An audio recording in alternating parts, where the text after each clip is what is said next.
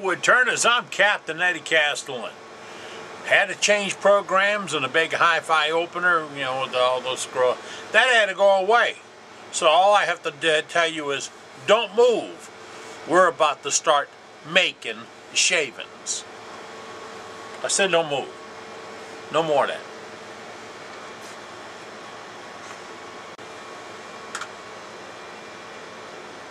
Now, let me tell you a little bit about this project. We started this maybe about a week ago and had to stop because I wanted to do the gold leaf accent that'll be in the center. Then I had some heartburn about what I was working and how it was coming out and stuff. So I finished filling the voids and cracks along the edge on both sides, and I have that looking really, really good. Did it with African blackwood and super glue of all things. And I heard some folks about that. Maybe you should have used epoxy. Let me tell you, the super glue worked really well. Then I sanded. Now, this is Ambrosian maple. And there was a little decay in some spots. But the Ambrosian maple is a little bit softer than I'd like to work with. So I sanded it, and I used my self-propelled sander. You know about that. Right here. And I have a double-ended one. One on a 45 for getting in bowls, and this other one is straight on, which really worked well to do a scuff coat and get the outside. Scuff coat. That's where the problem came in at. I scuffed it for a sanded finish. Now I got it nice and flat, and I got rid of all the tool marks. And I wet it, and I started sanding again. Some of the scuff coats didn't come out because I scuffed it with 120, and that was a little bit coarse. Maybe I should have brought it all the way up to 320, but I stopped early. You learn from that. You don't stop early. Now, I wet it and I started wet sanding, and I dressed all that down. Then, just about the time I thought I was ready, I wet it again.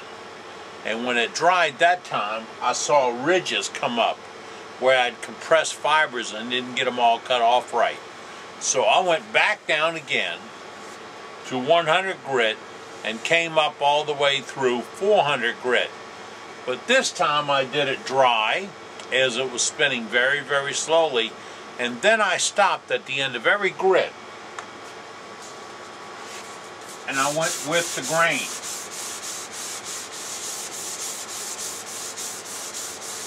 And that removed any marks or scratches that I had in the piece. Right? Then I got to looking at the overall finish of the piece, and I really, really like it. Now, before I do the gold leaf, I think I got to throw some color on this thing. So I'm going to suit up. Suit up means put on those black rubber gloves. Get me some dye and stain this face and a little bit of the back edge. A little bit of the back edge because I'm going to flip around in a Coles jar and pad it later. Either a Coles jar or a long wave chuck or. But I want to flip it around and do the back side later on. The front side I'm going to do right now and get it ready for the gilding. All right? I think I know what I'm saying, and I think I'm going to make some sense. When that happens, send me a note, let me know. Otherwise, time to suit up. I like these black nitrile gloves over the cheap pasty white ones or clear ones or whatever it's supposed to be. They seem to hold up a little bit longer in the shop. Now they do cost pennies more, and I did mean pennies. A box cost about $6. And what's in a box? 100 gloves? What's that come to, 6 cents a glove? Much easier than cleaning your hands, don't you believe? All right, now, this is our piece. Now, Because I use dedicated mason jars for color, I had one mixed up in a green. And I think I'd like to start with a light green wash on this, transition it to a darker color on the edge. So I have my brush, and to reinvigorate this stuff, all I did was add a little alcohol, denatured alcohol, to it.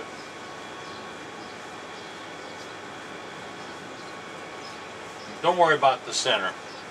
That's going to be sealed in a little bit, and then we're going to do the gilding either now or later on. It'll be done in this video, but that's a pretty green color. It really is. I don't know what the screen does for it and the camera's talking about. And by the way, it has to continue all the way out, or there will be a break. It'll show. Now what I want you to see is where I did that super glue when I sanded it all off, except for what's in there holding that material in, it came out very uniformly. I don't have any blotching around that patch. Came out really nice. Now, I really didn't add any green to what was in the bottle. I just added denatured alcohol to it. Now, if you're in a country where denatured alcohol is not readily available, I really have not gotten a clear answer on what it is and what do you have to do to get it and use it. I've heard it's methylated spirits. I've heard that it's got other names. I've done a little research, and a little bit of research I've done has not helped me out any. Now, that is really my green disc. It will dry very uniformly. Now, the noise you hear in the background is the shop air conditioner. It is May. This is South Louisiana. I've gotten the temperature in the shop down to 82 degrees with the air running, but I have the door open. Okay, don't try to make sense of it. I didn't ask you to figure it out. I'm just telling you, the door's open and I got the air on. Now, this is going to give me a nice green. And when I seal it, it's going to come back to having some real color. But I'm not sealing it yet. Step 2. For the next color transition, this would look good going into a blue. And I think you'll like that. I really do. So I mixed up a little blue and green in another flat mason jar. I like working with the flat ones when I can find them, but I'm at the mercy of my my Winn-Dixie when we look to do that.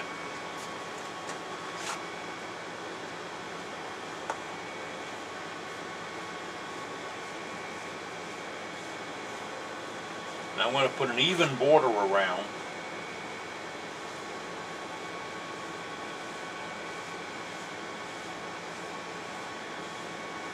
I told you don't get ahead of me, but a lot of you do, and wonder, isn't that going to be ugly?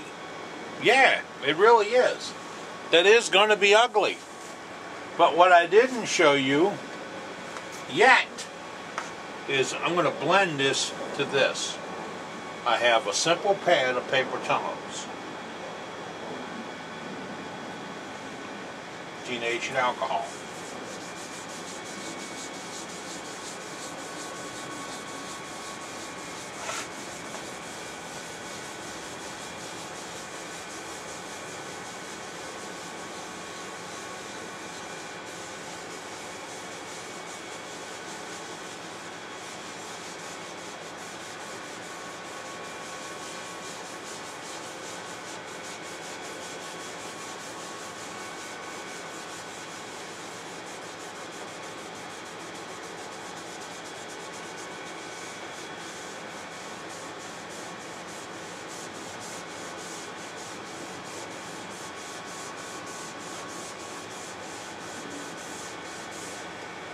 I had to stop and take a phone call, and it set a little bit. There's no hill for a stepper. We're just going to keep wetting it up and working it. And if we need to, we'll put a little on this pad to eliminate that line.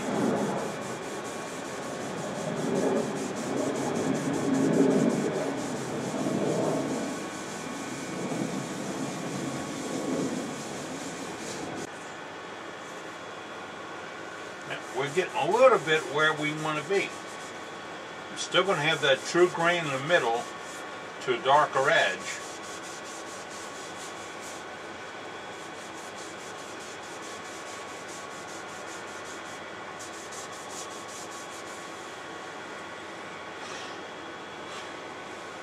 Kind of got where we're going.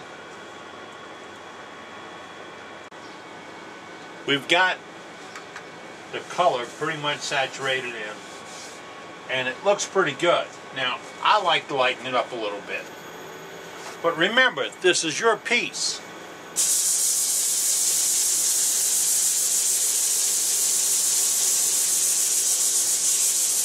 .180 grit Siaflex. This comes from Vince Welsh. Vince's Wooden Wonders.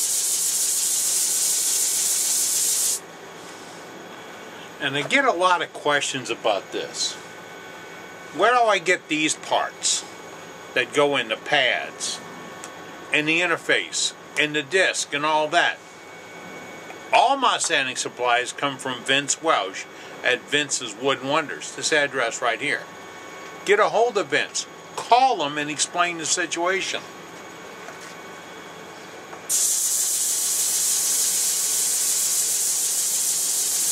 And oh yeah, I don't sell against my friends.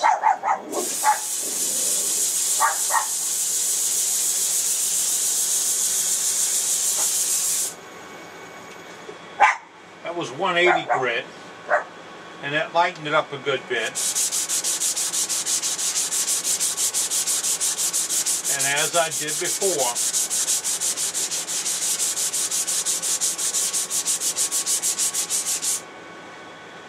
I'll come back and sand with the grain to clean up any marks or irregularities or whatever. I like it to be very uniform in texture. Remember, the finish is a finish. It's not how you... How am I going to say this? You can't fix a finish with a finish. Does that, yeah, you can't. That may have sounded like gobbledygook or hoochie-macoochie or whatever you want to call it. Here's the deal. If the finish you have on the piece isn't right, and I'm talking about the finish being the sanding, the coloring, the wood, the striations, any grooves, marks. If it's not right, I don't care what you want to put on it except black paint. It isn't going to get better. So, before you commit to the finish, make sure you're committed to finish the piece. Boy, that sounded like an insurance salesman if I ever heard one. But, be happy with it before you coat it. Be happy. You won't get another chance to go back and be happy again. I think that's the way it's supposed to be. Okay. I sanded off the high spots. Then I took my paper towel and I wet it with alcohol again, and I went ahead and massaged out some little lines and marks that I saw that came up.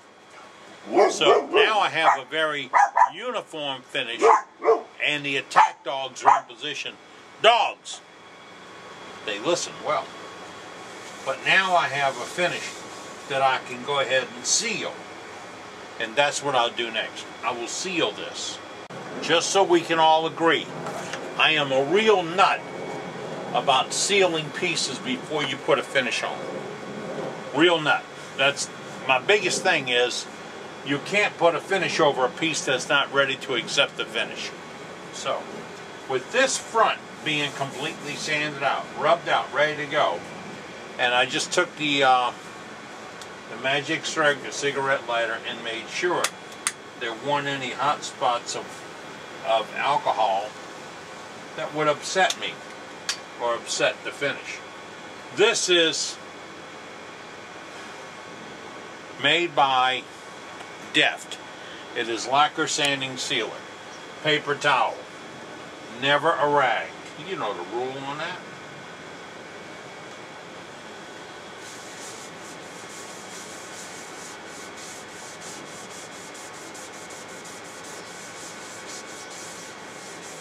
We will put a nice flowing coat of finish on this piece, of sealer on this piece, getting it ready for the finish. Now when we get the sealer on, we will see every imperfection in this piece of wood. At that time it'll be our decision to continue with the finish or go back and fix the imperfections. They're there. I can't hide them. They won't even let me put a Band-Aid on them.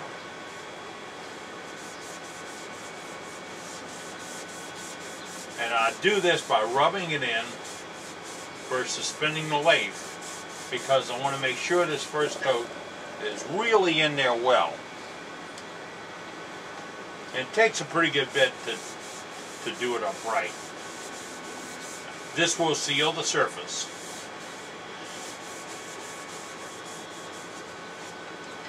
And I do want to catch that cup. Don't worry about those stains and all that. That won't be seen later on.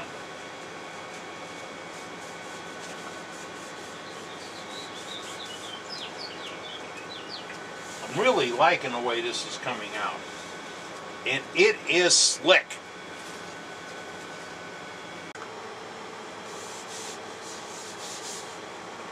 I gave that coat about 20 minutes to dry.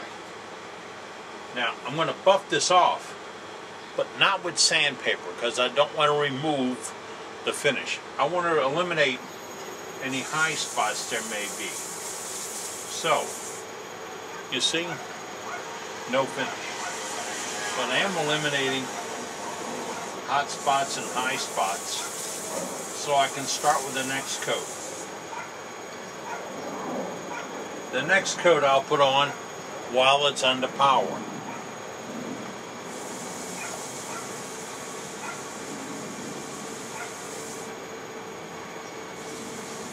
And I'll probably do this 3 times.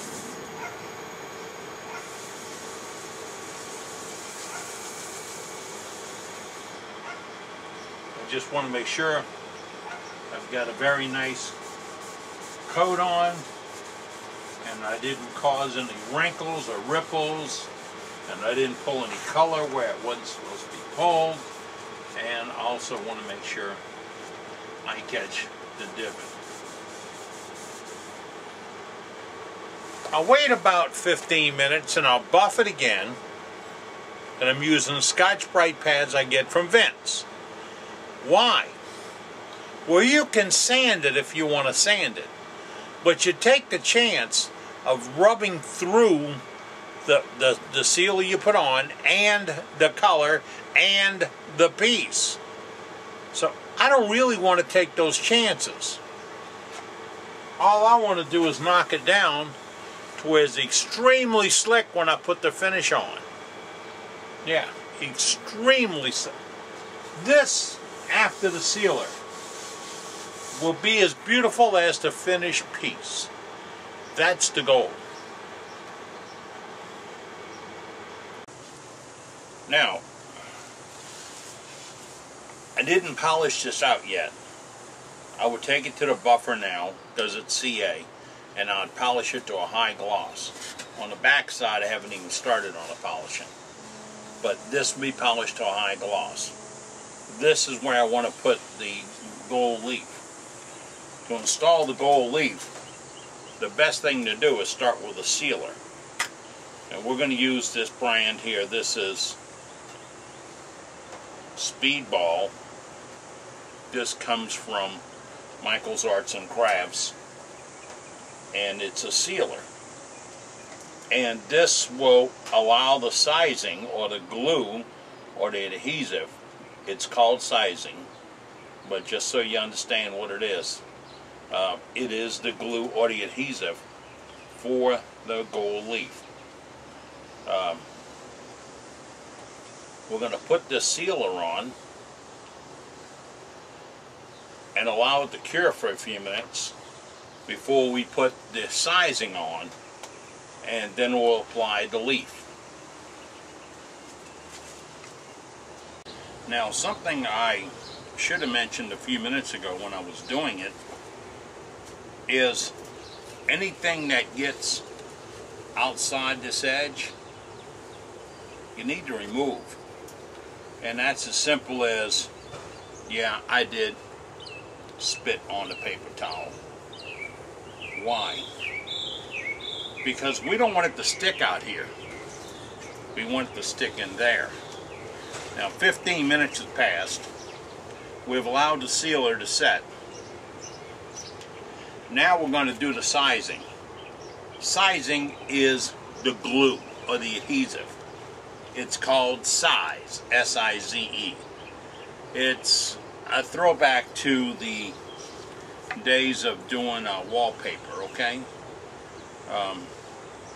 Now we're going to just apply a light, even coat all the way around throughout the area. Yeah. And the same thing goes for this. I got a couple of spots that it snuck out. So we have to get that off before we apply the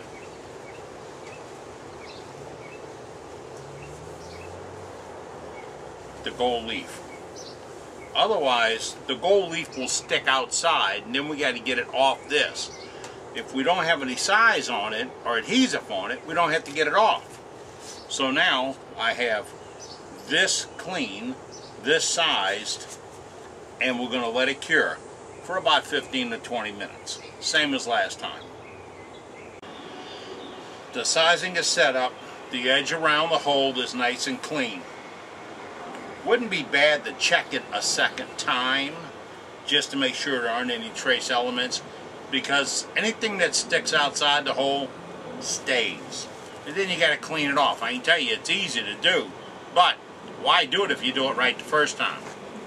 You know what? I can make $1 million off that saying, couldn't I? Alright, I'm going to go to my gold leaf. I bought this about 8 or 9 years ago.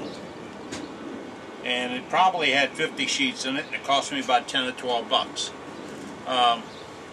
It's good looking gold leaf. Now when I bought it, the guy told me the expense of doing this work is not the leaf and not the size. It's that expensive brush that you have to lay the gold leaf down. And I agree with him. I mean, these are 6 cents a piece at Harbor Freight. I mean, 6 cents. I just can't get over it. Okay, now, I'm going to take this. Whoop. I got a little breeze going here. And I'm just going to, yeah, you saw me. That's all I'm going to do. Then I'm going to walk it around, and I'm not going to put my finger in there because I don't want to disturb the size. I need the size to be intact all the way around, because if I disturb the size, I have to rework it. So all those little flakes, all those little voids, all those will work, and then I'll take the scraps and press them in. This is as simple as it gets. All you want to do is make sure you don't leave any voids. We went through and touched it up a little bit. Now, here's where that really expensive brush comes into play. We're going to knock loose anything that didn't stick to the sizing. Okay? Then we're going to take a look at it and see if there's any voids we need to address. Now, I have a little bit that snuck out. How do we handle that? Right here. We had the area outside of it finished and sealed. So, just a little scrubby will remove any trace elements that's on the outside of the piece. You get this ready for a clear coat or just leave it alone. That is, well, wow, it's getting a little spot on it, huh? That is pretty much done.